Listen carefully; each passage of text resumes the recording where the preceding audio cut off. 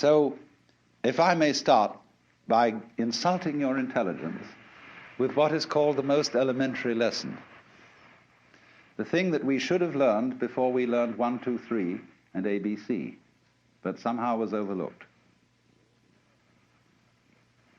Now, this lesson is quite simply this, that any experience that we have through our senses, whether of sound or of light or of touch, is a vibration.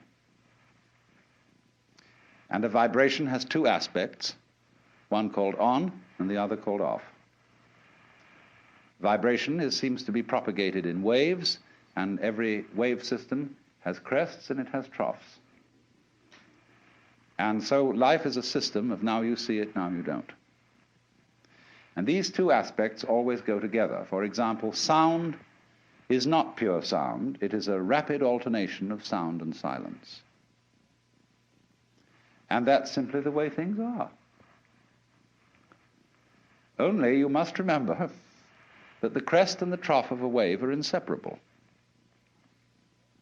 Nobody ever saw crests without troughs or troughs without crests, just as you don't encounter in life people with fronts but no backs. Just as you don't encounter a coin that has heads but no tails. And although the heads and the tails, the fronts and the backs, the positives and the negatives are different, they're at the same time one. And one has to get used fundamentally to the notion that different things can be inseparable. That what is explicitly two can at the same time be implicitly one. If you forget that, very funny things happen. If therefore we forget, you see, that black and white are inseparable, and that existence is constituted equivalently by being and non-being, then we get scared.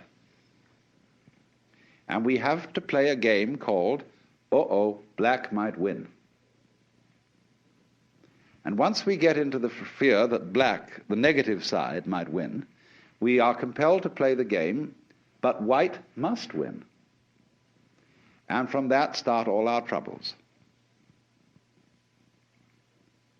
Because you see, the human awareness is a very odd mechanism. I don't think mechanism is quite the right word, but it'll do for the moment.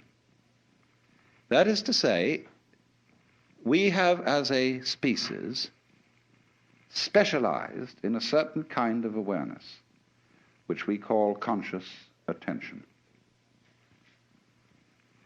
And by this we have the faculty of examining the details of life very closely. We can restrict our gaze, and it corresponds somewhat to the peripheral field, the central field of vision in the eyes. We have central vision, we have peripheral vision.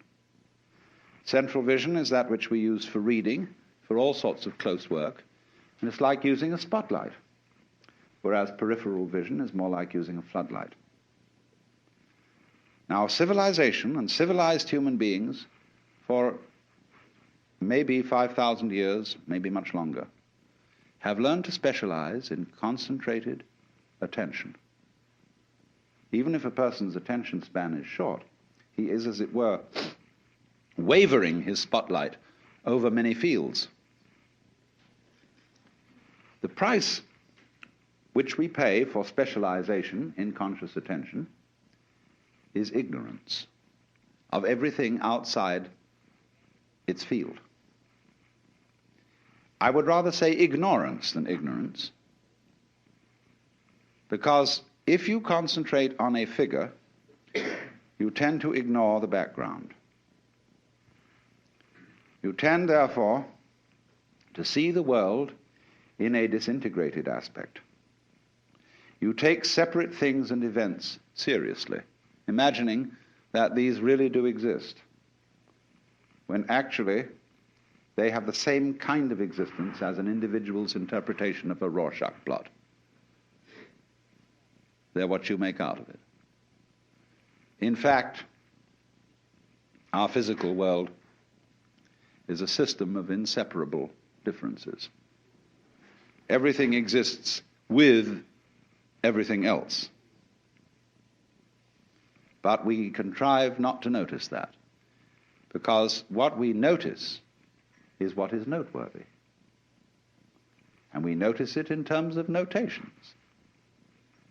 Numbers, words, images. What is notable, noteworthy, notated, noticed, is what appears to us to be significant, and the rest is ignored as insignificant. And as a result of that, we select from the total input that goes to our senses only a very small fraction. And this causes us to believe that we are separate beings, isolated by the boundary of the epidermis from the rest of the world. And you see, this is also the mechanism involved in not noticing that black and white go together. Not noticing that every inside has an outside, and that the inside, what's inside, goes on inside your skin, is inseparable from what goes on outside your skin. Do you see that, for example, in the science of ecology, one learns that a human being is not an organism in an environment, but is an organism-environment. That is to say, a unified field of behavior. If you describe carefully the behavior of any organism, you cannot do so without at the same time describing the behavior of the environment. And by that you know that you've got a new entity of study. You are describing the behavior of a unified field. But you must be very careful indeed not to fall into old Newtonian assumptions about the billiard ball nature of the universe. The organism is not the puppet of the environment, being pushed around by it. Nor, on the other hand, is the environment the puppet of the organism, being pushed around by the organism. The relationship between them is, to use John Dewey's word, transactional. A transaction being a situation like buying and selling, in which there is no buying unless somebody sells, and no selling unless somebody buys. So that fundamental relationship between ourselves and the world, which is in an old-fashioned way by people such as Skinner, who has not updated his philosophy, interpreted in terms of Newtonian mechanics. He interprets the organism as something determined by the total environment. And he doesn't see that in a more modern way of talking about it, we're simply describing a unified field of behavior, which is nothing more than what any mystic ever said. That's a dirty word in the modern academic scientific environment. But if a mystic is one who is sensibly or even sensuously aware of his inseparability as an individual from the total existing universe, he is simply a person who has become sensible, aware through his senses of the way ecologists see the world.